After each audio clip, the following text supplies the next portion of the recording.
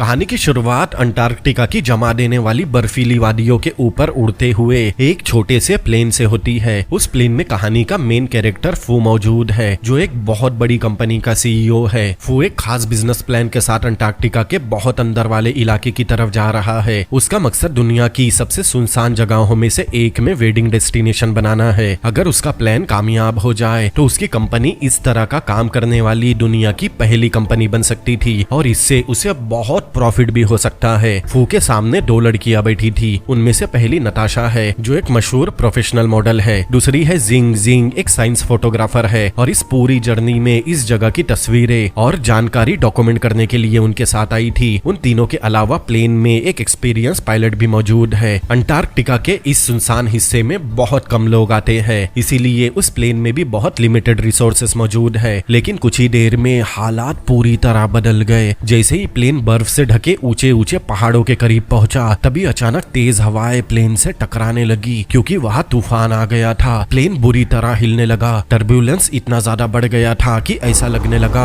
जैसे प्लेन सीधा एक बहुत बड़े पहाड़ से टकराने वाला है। पायलट पूरी कोशिश करता है कि वो प्लेन को कंट्रोल में रख सके, लेकिन अंटार्कटिका की खतरनाक हवाएं प्लेन को बुरी तरह डिसबैलेंस कर देती है। कॉकपिट के अंदर विजिबिलिटी लगभग खत्म हो गई थी। पायलट को कुछ भी दिखाई नहीं दे रहा था, लेकिन तभी प्लेन का एक फैन टूटकर प्लेन के ही अंदर घुस गया। अब पायलट कुछ समझ पाता उससे पहले ही पायलट खुद बाहर गिर गया और उससे उसकी मौत हो गई। हालांकि फू, नताशा और जिंग किसी तरह जिंदा थे। प्लेन का मलबा कई हिस्सों में टूटकर नीचे बर्फीली जमीन की तरफ गिरने लगा। अब प्लेन सीधे एक बर्फीली पहाड़ से घसीटते हुए एक बिल्कुल सुनसान जगह पर जाकर क्रैश हो गया। चारों तरफ सिर्फ बर्फ और डरावनी खामोशी दिखाई दे रही थी। अब कुछ देर तक किसी को पता नहीं होता कि जिंदा कौन बचा और कौन नहीं। फिर फू को सबसे पहले होश आया। वो किसी तरह मलबे से बाहर निकला और खुद को संभालते हुए आसपास का जायजा लेने लगा। तभी उसे एहसास होता है कि वो कितनी खतरनाक और सुनसान जगह पर फंस चुके हैं। उनका प्लेन अंटार्कटिका के एक ऐसे हिस्से में क्रैश हुआ है जहाँ से रेस्क्यू या शिप लगभग कभी नहीं गुजरते, जब तक कि कोई बहुत बड़ी सिचुएशन ना हो। फू समझ गया था कि वो ज्यादा देर तक बाहर नहीं रह सकते, इसीलिए वो तुरंत वापस टूटे हुए प्लेन के अंदर गया ताकि बाकी लोगों को ढूंढ सके। कैबिन के अंदर उसे नताशा बहुत खराब हालत में मिली। वो उल्टी लटकी हुई थी, उसके चेहरे से खून बह रहा था। लेकिन अच्छी बात ये थी कि सीट बेल्ट की वजह से क्रैश के दौरान उसका शरीर इधर उधर नहीं उछला। वो उसका सीट बेल्ट खोलता है और उसे उठाकर सेफ जगह बाहर ले आता है। इसके बाद वो दोबारा प्लेन के अंदर गया और जिंग को ढूंढने लगा। जिंग बेहोश तो नहीं थी, लेकिन उसके सामने एक बहुत बड़ी प्रॉब्लम है। दरअसल उसका पैर एक प्लेन के टूटे हुए भारी और मुड़े हुए मेटल के नीचे बुरी तरह फंसा हुआ था। फू पूरी ताकत लगाकर उसे बाहर निकालने की कोशिश करने लगा, लेकिन तभी एक और खतरा सामने आ गया। पूरा प्लेन धीरे धीरे बर्फ के अंदर धंसने लगा। तब फू को समझ में आया कि कुछ ही समय में पूरा मलबा बर्फ के नीचे गायब होने वाला है। तब वो घबराकर अपनी जान बचाने के लिए बाहर भाग गया, लेकिन तभी उसे जिंग की मदद के लिए चीखने की आवाज सुनाई दी। तब फू उसे इस हालत में छोड़कर जा नहीं पाता। वो अपनी जान खतरे में डालकर फिर से टूटे हुए प्लेन के अंदर गया और अपनी पूरी ताकत लगाकर जिंग के पैर को मेटल के नीचे से बाहर निकाल लिया। फिर जैसे ही दोनों किसी तरह बाहर पहुंचे, उनके सामने पूरा प्लेन बर्फ के अंदर समा गया।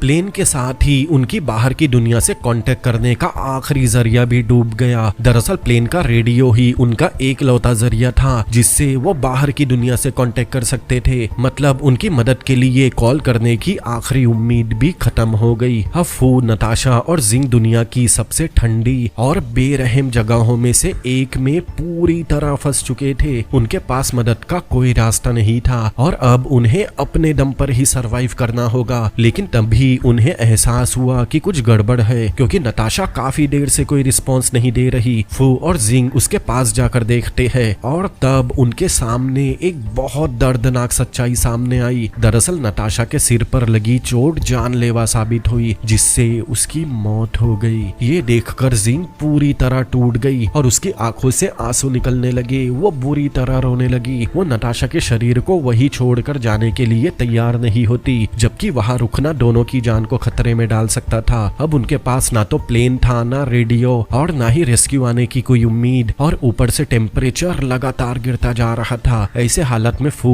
और जिंग अंटार्कटिका की उस खतरनाक सुनसान जगह में पूरी तरह अकेले रह गए थे। जिंग की सलाह पर फू टूटे हुए प्लेन के मलबे की मदद से एक मैकशिफ्ट स्ट्रेचर तैयार करता है। फिर दोनों नताशा के शरीर को उस स्ट्रेचर पर रखते हैं और आगे बढ़ना शुरू करते हैं। दरअसल क्रैश में जिंग का पैर बुरी तरह घायल हो गया था, इसीलिए उसके लिए चलना नामुमकिन हो चुका है। तब फू एक सच्चे साथी की तरह उसकी जिम्मेदारी उठाता है। अब फू को दोनों को अकेले खींचना पड़ रहा था, लेकिन उनका ये सफर बिल्कुल भी आसान नहीं होने वाला। कुछ दूर चलने के बाद अचानक उनकी नजर एक बहुत खतरनाक एवलांच पर गई। वो तेजी से उनकी तरफ बढ़ रहा था। जैसे ही जिंग पहाड़ से नीचे आती हुई बर्फ की उस विशाल दीवार को देखती है, वो तुरंत समझ गई कि उनके पास बचने का सिर्फ एक ही रास्ता है। उन्हें बर्फ के अंदर एक गड्ढा खोदकर उसमें छुपना होगा। वो बिना एक पल गवाए पूरी ताकत से बर्फ खोदना शुरू करता है। एवलांच तेजी से उनके करीब पहुंच रहा था। जैसे ही बर्फ उनके बहुत पास आई, वैसे ही दोनों उस गड्ढे के अंदर कूद गए और खुद को बर्फ से पूरी तरह ढक लिया। किस्मत से दोनों उस भयानक एवलांच से बच गए, लेकिन इस अफरा तफरी के दौरान नताशा का शरीर बर्फ के ऊपर ही रह गया था। जब सब शांत होने के बाद दोनों ने बाहर देखा तो कुछ शिकारी पक्षियों ने नताशा के शरीर को नोचना शुरू कर दिया था। अब जब पूरा तूफान खत्म हो गया तब वो बर्फ से बाहर निकला और जिंग को समझाया कि अब उनके पास नताशा को वही दफनाने के अलावा कोई रास्ता नहीं। इतने भारी शरीर को इस हालत में लेकर आगे जाना उनके लिए लगभग इम्पॉसिबल था। तब बहुत भारी मन और दुख में जिंग फू की बात मान गई। फिर दोनों मिलकर नताशा को बर्फ के नीचे दफना देते हैं। ये पल जिंग के लिए बहुत दर्दनाक था। नताशा उसकी बहुत पुरानी दोस्त थी और इस ट्रिप पर भी वो बस नताशा के कहने पर ही आई थी, लेकिन अब नताशा नहीं थी और जिंग को इस जानलेवा और सुनसान जगह का सामना करना पड़ रहा था। ऊपर से उसका जख्मी पैर इतना खराब हो चुका है कि वो उस पर ठीक से अपना वेट भी नहीं रख पा रही थी। तब जिंग को इस तरह परेशान देखकर फू उसे अपनी पीठ पर उठा लेता है और उस बर्फीली और सुनसान जगह से आगे बढ़ता है। लेकिन वहाँ का उबड़ खाबड़ और फिसलन भरा रास्ता हर कदम पर खतरा पैदा कर रहा था। दोनों कई बार अपना बैलेंस खोकर गिरे। इसके बाद जब वो एक खड़ी पहाड़ी से नीचे उतर रहे थे तभी अचानक फू का पैर फिसल गया, जिससे दोनों तेजी से पहाड़ी से नीचे लुढ़कने लगे। इस दौरान जिंग का पहले से जख्मी पैर एक बड़े पत्थर से जोर से टकरा गया। चोट का दर्द इतना ज्यादा था कि जिंग वहीं पर बेहोश हो गई। अब कई घंटों बाद आखिरकार जिंग को होश आया। आंखें खुलते ही उसे एहसास हुआ कि वो एक पुराने वुडन केबिन के अंदर है। अपने सिर पर छत देखकर उसे बहुत राहत महसूस हुई। फिर उसने फू को आवाज दी और देखा कि फू पास ही जमीन पर सो रहा है। उसके उठते ही जिंग फू को दिल से थैंक्स कहती है क्योंकि फू ने उसकी जान बचाई थी। लेकिन इसके बाद जिंग उससे एक बहुत दर्दनाक रिक्वेस्ट करती है। वो बताती है कि उसके टूटे हुए पैर को खींचकर सीधा करके दोबारा अपनी जगह पर सेट करना बहुत जरूरी है। अगर ऐसा नहीं हुआ तो चोट में इन्फेक्शन फैलने से उसकी जान जा सकती है। फू ये सुनकर बुरी तरह डर गया, लेकिन उसके पास दूसरा कोई रास्ता नहीं होता। वो जिंग के जख्मी पैर को पकड़ता है और अपनी पूरी ताकत से उसे खींचकर सीधा करता है। जिंग को इतना भयानक दर्द हुआ कि उसकी चीखें निकलने लगी। फिर कुछ ही पल बाद वो पेन की वजह से दोबारा बेहोश हो गई। इसके बाद फू लकड़ी के टुकड़ों की मदद से उसके पैर को स्प्लिंट लगाकर जितना हो सके स्टेबल कर देता है। अब जिंग को कम से कम कुछ हफ्तों तक पूरी तरह आराम करना पड़ेगा, तब जाकर उसके पैर के ठीक होने की उम्मीद है। अगली सुबह फू जिंग को बताता है कि वो कॉटेज के आसपास की जगह को सर्च करने जा रहा है ताकि सर्वाइवल के लिए कोई काम की चीजें मिल सके। इसके बाद वो बाहर निकला और पूरे इलाके की तलाशी शुरू की।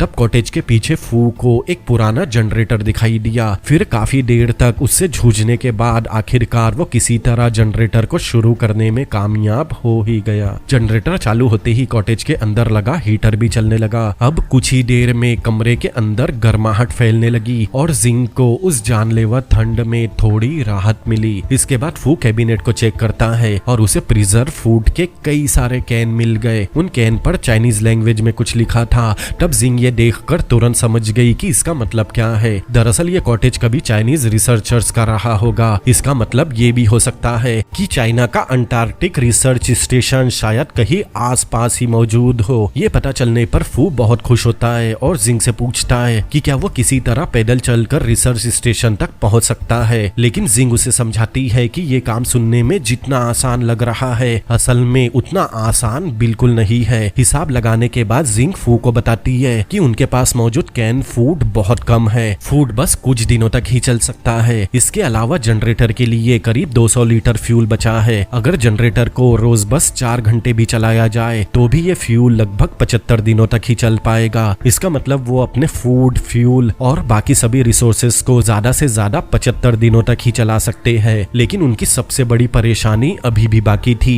जिंग ने बताया कि इस समय अंटार्कटिका में समर सीजन चल रहा है, लेकिन बहुत खतरनाक विंटर तेजी से करीब आ रहा है। विंटर शुरू होते ही टेम्परेचर -50 डिग्री तक गिर सकता है। ऐसे हालत में सरवाइव करना लगभग इम्पॉसिबल हो जाएगा। लेकिन ये सब जानने के बाद भी फू इस चैलेंज को एक्सेप्ट कर लेता है। उनके पास कोई दूसरा रास्ता भी तो नहीं था। फू जिंग से प्रॉमिस करता है कि वो हर दिन कॉटेज से बाहर निकलेगा और अलग अलग डायरेक्शन में रिसर्च स्टेशन को ढूंढेगा।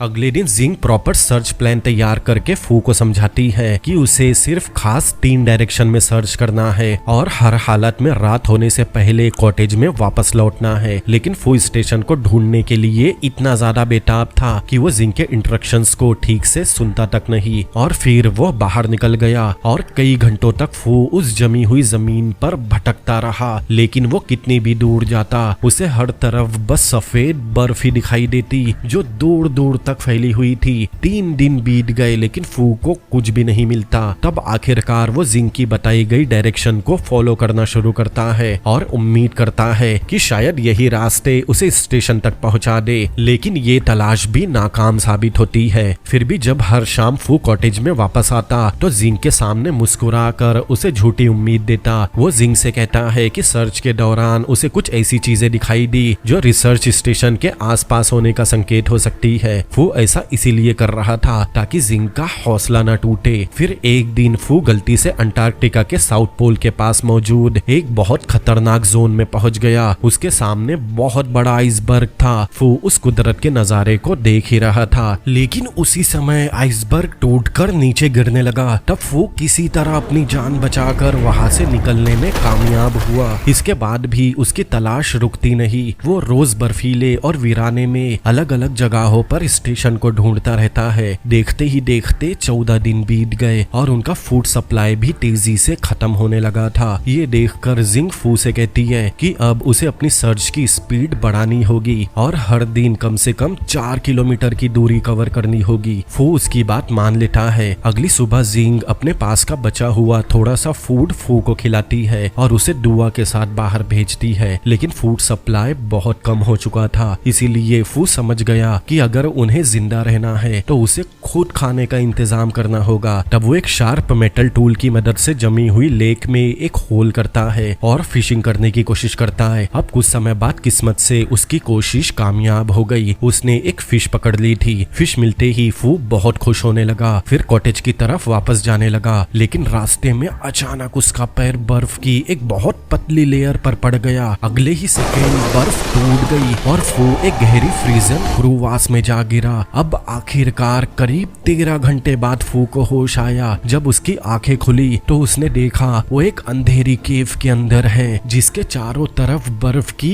ऊंची ऊंची दीवारें हैं। उस डरावनी जगह को देखकर फू का कॉन्फिडेंस पूरी तरह टूट गया। क्रूवास इतनी गहरी थी कि रस्सी के बिना वहां से ऊपर चढ़कर बाहर निकलना इम्पॉसिबल लगता है। पूरी तरह निराश होकर फू जमी हुई जमीन पर लेट गया। अब इस जानलेवा जगह पर 2 दिन बीत गए। दूसरी तरफ कॉटेज में जिंग बेसब्री से फू के लौटने का इंतजार कर रही थी, लेकिन जब पूरे 2 दिन गुजर गए और फू का कोई पता नहीं चला तो उसकी चिंता धीरे धीरे घबराहट में बदल गई और वो अकेले खाना खाते खाते रोने लगी। बाहर उस समय एक भयानक बर्फीला तूफान चल रहा था। जिंग समझ गई थी कि हीटर बंद हो गया तो वो इस ठंड में जमकर मर जाएगी। तब वो अपने टूटे हुए पैर के बावजूद खुद को घसीटते हुए बाहर आई और जनरेटर को शुरू करने की कोशिश करने लगी, लेकिन एक्सट्रीम ठंड की वजह से जनरेटर फ्रीज हो चुका था। जिंग चाहे जितनी भी कोशिश कर ले लेकिन वो स्टार्ट नहीं होता।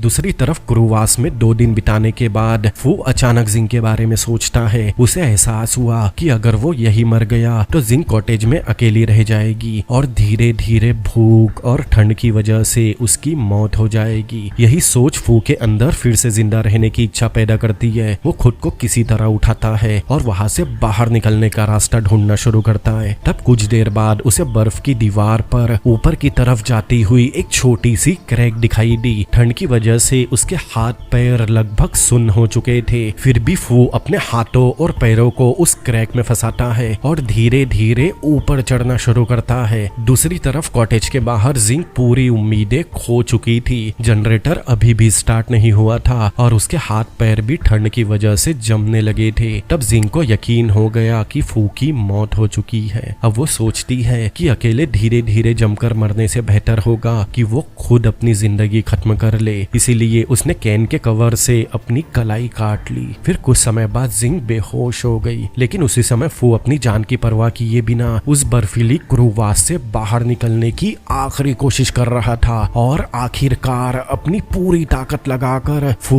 उस गहरी बर्फीली खाई से बाहर निकलने में कामयाब हो ही गया। वो 1 सेकंड भी बर्बाद किए बिना कॉटेज की तरफ दौड़ने लगा। वहां पहुंचते ही उसे जिंग जनरेटर के पास बेहोश दिखाई दी और उसकी कलाई से लगातार खून बह रहा था। फू तुरंत उसकी सांसें चेक करता है। किस्मत से जिंग अभी भी जिंदा थी। तब फू उसे उठाकर कॉटेज के अंदर ले गया, फिर उसकी कलाई पर बैंडेज की और अपने पास मौजूद कपड़ों की मदद से उसके शरीर को गर्म रखने की कोशिश करने लगा। फिर कुछ समय बाद जब जिंग को होश आया तो फू उसे गले लगा लेता है और समझाता है कि हालात चाहे कितने भी खराब क्यों ना हो जाए, उन्हें कभी हार नहीं माननी चाहिए। उन दोनों ने साथ मिलकर जितने मुश्किल हालात झेले थे और जब कल फू वापस नहीं लौटा तब इन सब के बाद जिंग को आखिरकार एहसास हो गया था कि अब उसके दिल में फू के लिए बस दोस्ती या साथ होने की फीलिंग नहीं बची। अब वो सच में फू से प्यार करने लगी थी। अब उन्हें उस सुनसान कॉटेज में फंसे हुए 40 दिन से ज्यादा हो चुके थे और बाहर का मौसम लगातार खतरनाक होता जा रहा था। अब एक दिन फू फिर से स्टेशन की तलाश में बाहर निकला। लेकिन इस बार टेम्परेचर बहुत खतरनाक लेवल तक गिर चुका था। चारों तरफ फैली बर्फ से आने वाली तेज चमक और जमा देने वाली ठंड मिलकर फू की आंखों को बुरी तरह इफेक्ट करने लगी, जिससे फू को स्नो ब्लाइंडनेस हो गई। धीरे धीरे उसका विजन धुंधला होने लगा। इसीलिए वो वापस कॉटेज की तरफ लौटने का फैसला करता है, लेकिन रास्ते में अचानक उसकी आंखों के सामने पूरी तरह अंधेरा छा गया। अब फू पूरी तरह ब्लाइंड हो चुका था और उसे आसपास कुछ भी दिखाई नहीं दे रहा था। वो बर्फीली जमीन पर बेबस होकर इधर उधर भटकने लगा। उसे कॉटेज कहीं दिखाई नहीं देता। वो बार बार लड़खड़ाकर बर्फ में गिरता है और पूरी ताकत से जिंग को पुकारता रहता है। किस्मत से जिंग को उसकी आवाज सुनाई दे गई। तब अपनी वॉकिंग स्टिक का सहारा लेकर जिंग बाहर आई और फू को आवाज देकर रास्ता बताने लगी। वो उसे डायरेक्शन देती रहती है ताकि फू धीरे धीरे वापस कॉटेज तक पहुंच सके। फिर कई बार बर्फ में गिरने और उठने के बाद आखिरकार फू कॉटेज के दरवाजे तक पहुंच ही गया। तब जिंग तुरंत उसे गले लगा लेती है। उसे लगा जैसे आज उसने जिंग को खो ही दिया था। अब कुछ देर बाद जिंग उसकी आंखों को सेकती है और फू की आंखों पर एक साफ कॉटन की पट्टी बांधती है और उसे आराम करने के लिए कहती है।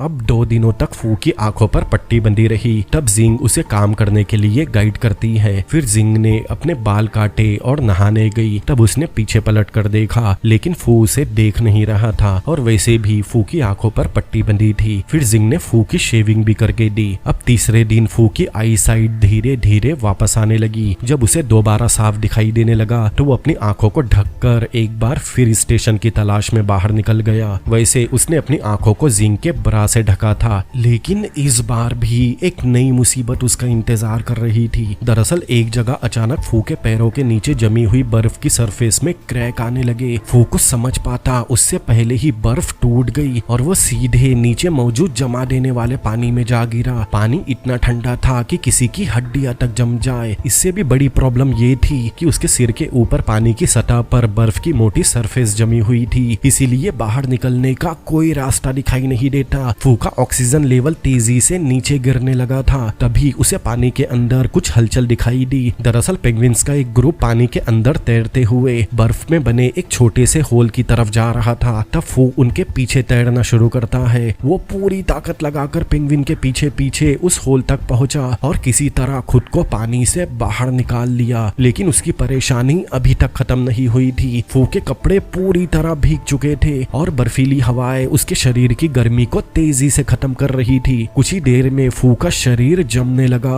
और उसकी जान पर बनाई। फिर भी वो हार नहीं मानता। वो किसी तरह कॉटेज तक पहुंचने की कोशिश करता है और आखिरकार वहां तक पहुंच जाता है। फिर अंदर जाकर वो जमीन पर गिर गया। जैसे ही जिंग ने फू की हालत देखी तो वो बुरी तरह डर गई। फू के पूरे शरीर पर बर्फ जम चुकी थी और वो किसी ह्यूमन स्नोमैन जैसा दिखाई दे रहा था। तब जिंग बिना समय गवाए उसके जमे हुए और भीगे कपड़े उतारती है। फिर हीटर को पूरी ताकत से चलाती है और ब्लैंकेट से फू को कवर करती है। फिर जिंग अपने कपड़े उतार कर भी फू से लिपट गई ताकि अपने बॉडी हीट से उसके शरीर को गर्म कर सके। फिर अगले दिन तक फू की हालत में आखिरकार सुधार आने लगा। जागते ही फू ने अपने पास जिंग को देखा। अब फू को भी समझ में आ गया था कि उसे भी जिंग से प्यार हो गया है। वो उसे किस करने वाला था, लेकिन तभी उसने देखा कि उसका जैकेट हीटर से जल रहा है। तब उसने तुरंत जाकर जैकेट को बचाया। तब जिंग भी उड़ गई, लेकिन दोनों एक दूसरे को देखकर चुप रहे। वो दोनों एक दूसरे से अपने प्यार का इजहार नहीं करते। अगले सीन में फू जाकर नताशा की बॉडी को खोदता है। दरअसल फू को उसके जूते चाहिए थे। तभी दोपहर में अचानक कॉटेज के दरवाजे पर किसी ने नॉक किया। तब फू तुरंत बाहर जाकर देखता है, लेकिन बाहर कोई नहीं था। वापस अंदर आने पर उसे लगा शायद हवा से दरवाजा बजा होगा, लेकिन फिर से नॉक की आवाज आई। अब दोनों घबराने लगे कि कोई जानवर तो नहीं। फिर अचानक दरवाजा खुला। तब दोनों डर गए। फिर किसी के कदमों की आवाज आई, लेकिन वो एक छोटा सा प्यारा पेंगुइन था। वो उसे पकड़ने की कोशिश करता है ताकि उसे बनाकर खा सके, लेकिन जिंग को वो बहुत पसंद आ गया था। उसने तुरंत फू को रोक दिया।